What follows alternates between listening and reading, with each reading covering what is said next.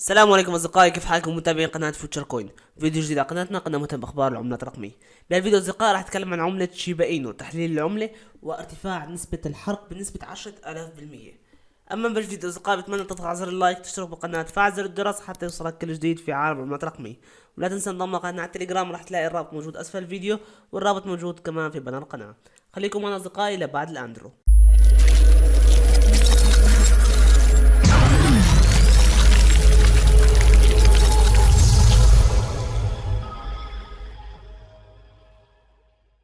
اولا اصدقائي، حسب صحيفة انفستنج عم بتقول انه ارتفع معدل حرق عملة شيبا اينو بنسبة 10,000% و960% خلال 24 ساعة الماضية، وارتفع معدل الحرق ب57 معاملة الى تقريبا 934 مليون قطعة من عملة شيبا اينو.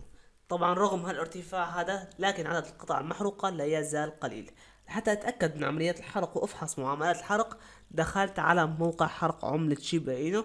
طلع عندي انه معدل الحرق كمان ارتفع بنسبة 10,000%، وعدد القطع المحروقة اخر 24 ساعة هو 926 مليون قطعة. عدد القطع عملة شيبا اينو، توتال سبلاي لعملة شيبا اينو تقريبا 589 تريليون قطعة. المعروض للتداول 573 تريليون قطعة، والماكس سبلاي للعملة تقريبا 100 تريليون قطعة، او عفوا 1000 تريليون قطعة. عدد كبير من القطع. حرق مليون او مليونين او حتى مليار قطعة لا يزال حرق ضئيل جدا، رغم ارتفاع معدل الحرق بنسبة 10,000%، لكن لا يزال عدد القطع قليل جدا جدا. شو سبب ارتفاع معدلات الحرق؟ هو اولا بسبب فومو شيباريوم او شبكة شيبا اينو. النقطة الثانية ارتفاع معدل استخدام والتداول على شيبا سواب، على موقع شيبا سواب. هاي الامرين خلى يرتفع الفوليوم على عملة شيبا اينو، وترتفع عدد قطع المحروقة للعملة. طيب شو تحليل عملة شيبا اينو؟ حاليا نحن على فريم ال1 هاورز او الواحد ساعة. عندي ماشي تقريبا داخل مثلث، بينكسر هذا المثلث عند منطقة 0.401080. بهاي المناطق إذا نقفل شمعة ساعة أعلى هاي المناطق راح نتوجه لمقاومة 0.4013. لكن عندي كمان مقاومة عنيدة اللي هي مقاومة الموفيج افريج 100، لكن عندي كمان دعم قوي موفيج افريج 200. الموفيج افريج 200 عم بيعطي دفعة إيجابية للعملة، لكن حاليا لازم تتشكل نكسر الموفيج افريج 100، اقفل اعلى الموفيج افريج 100 حتى تصير عندي قوة ارتداد كافية لكسر الترند. اذا بنشوف على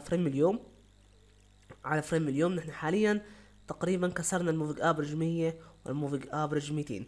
باقي الاقفال اعلى موفيج افريج 100 و200، طبعا تلامس الموفيج افريج 100 و200، فمتوقع بعد التلامس يصير عندي بامب على العملة.